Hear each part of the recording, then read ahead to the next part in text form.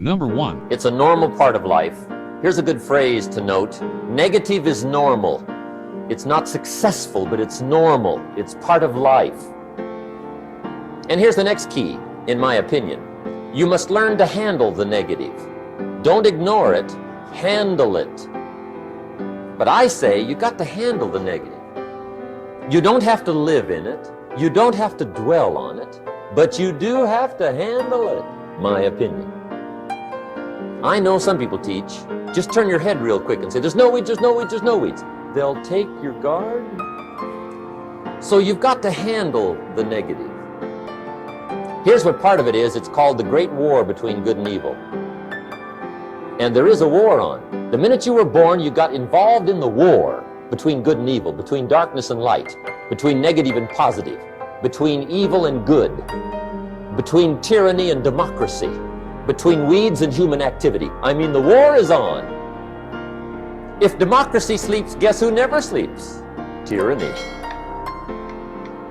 In the absence of light, guess what's automatic? Darkness. If good does not arouse itself and become active, guess what moves in? Evil. It's a war. A mental war, a physical war, a financial war, between enterprise and ease, between accomplishment and failure. It's a war. That's why there's an Old Testament phrase that gives the best advice for human activity when it says, 6 days labor, 1 day rest. Now, I'm sure we've taken that to mean, don't work all 7 days. Take one off. Here's what it also means. Only take one off.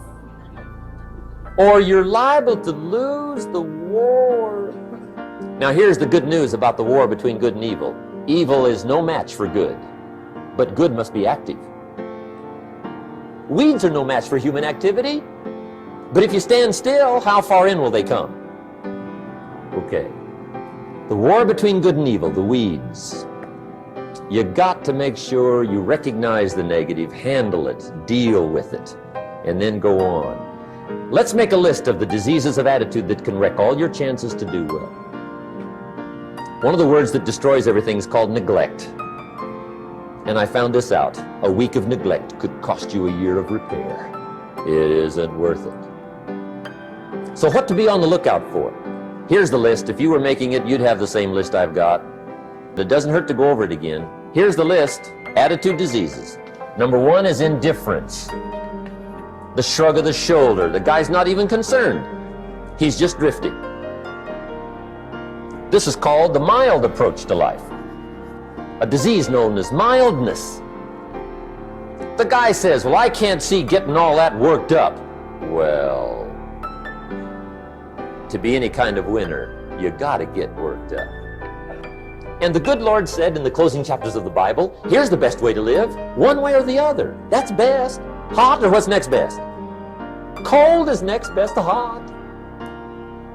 Not the half-baked middle, lukewarm, not too hot, not too cold. What a sad way to live. I think what it means is pick a direction and go with everything you got. If one doesn't get you, pray for the other. We all do better from one of 2 reasons, inspiration or desperation. And I don't wish anything bad on you tonight, but if you're not inspired, I hope a wagon comes down your rut. Whatever you are doing, pour it on.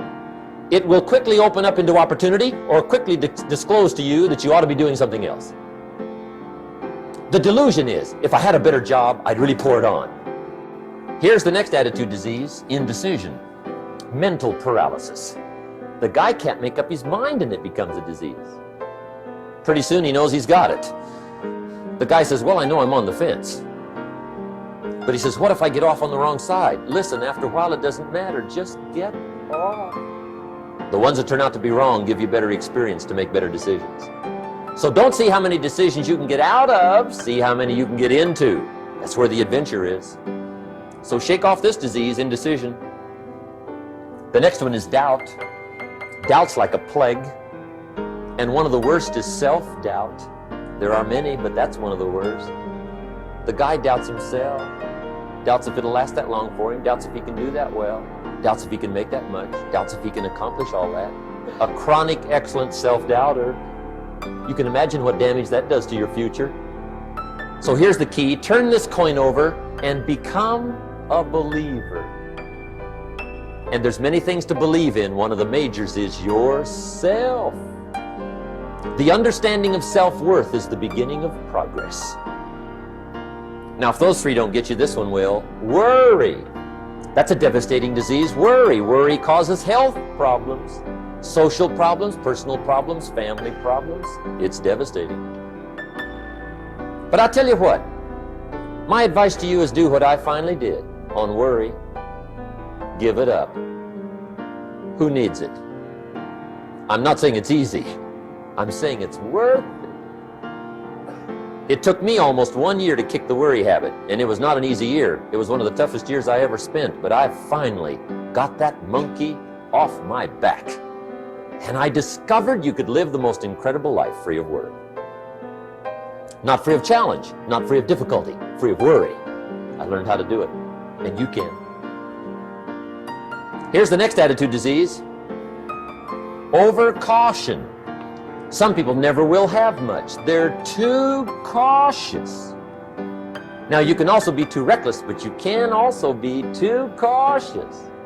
This is called the timid approach to life. And my caution was always the risk. Risk used to drive me right up the wall.